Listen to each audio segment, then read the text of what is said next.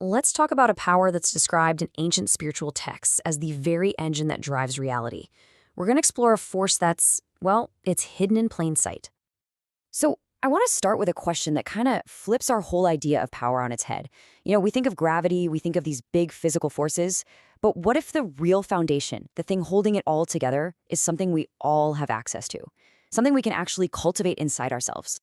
And get this is not some new age idea. The sources we're diving into describe this exact thing, a spiritual power they call B'koach HaChesed, which means the power of kindness. It's presented as this hidden engine that doesn't just keep the world spinning, but one that can be actively used to channel divine grace, to bring about amazing outcomes, and even to bring salvation. So, if this force is real, what is it exactly? Well, the sources don't mess around. They claim this isn't just a nice thought. It's the literal bedrock of all existence. Now, this is the part that's so fascinating. This verse is not meant to be read like poetry. The texts are really clear about this. They say this is an architectural statement. It's literal. The universe wasn't just created with kindness, it is actively, moment to moment, built on it. It's the foundation. To really get this, we have to understand the specific word they use, chesed. This is so much more than just being nice. Chesed is this profound divine attribute. It's an active, creative, sustaining grace that's woven into the very fabric of reality. It's the constant act of giving that God does every single day. In fact, the sources say that without this constant flow of chesed, the world would just be void. It simply wouldn't exist. So our purpose then is to see this constant divine kindness and to copy it, to emulate it, to become active partners in building the world. Okay, so if kindness is the foundation, how does it actually work? I mean, how can one person's action have a genuine cosmic effect? This next part gets into the spiritual mechanics. And this quote just brilliantly lays it out.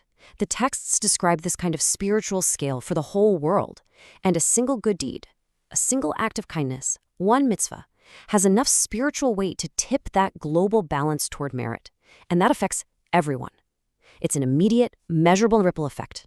Now, it's really helpful to see how this core idea of Hesed connects to another key concept, tzedakah, or charity.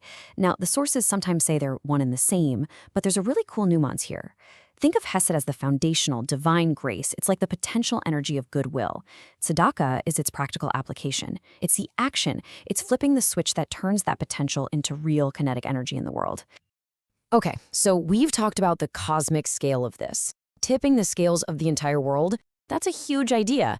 But how do we personally access that power? This next part is all about bridging that gap, taking this cosmic idea and applying it both inside of us and out in the world. The sources give us a pretty clear path, and it all starts inside. First, you have to actively work on yourself to make kindness the main thing, the governing attribute of your character. Second, you commit to holding that kindness in your heart for everyone, which the texts say actually purifies your heart. And what's the result? You connect directly to the divine source of life.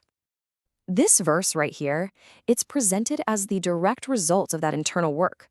When you practice chesed, when you really lean into it, you embody this principle. You are tapping into the very source of all life, all blessing. So once you've made that internal connection, how does it show up on the outside? This is where we start talking about miracles, abundance, and salvation. To understand this, the sources use this absolutely beautiful metaphor, the field, or hasadeh.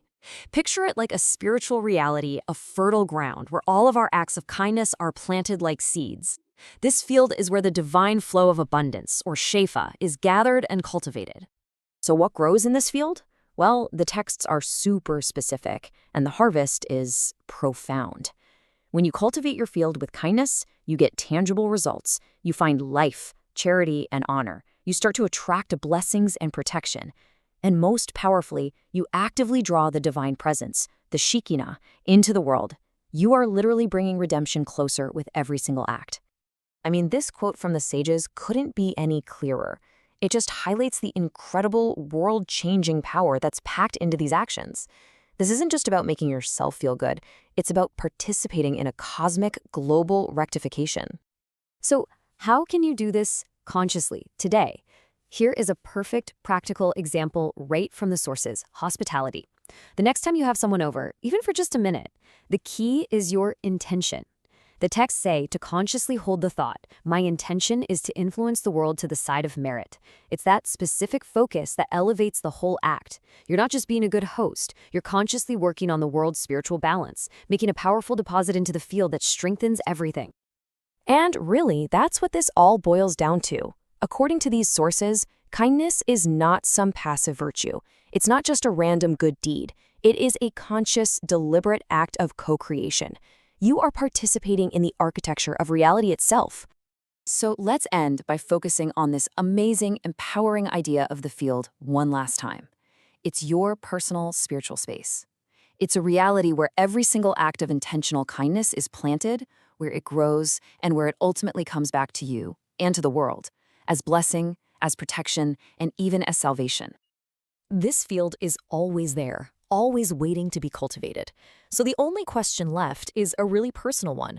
What are you going to plant in your field today?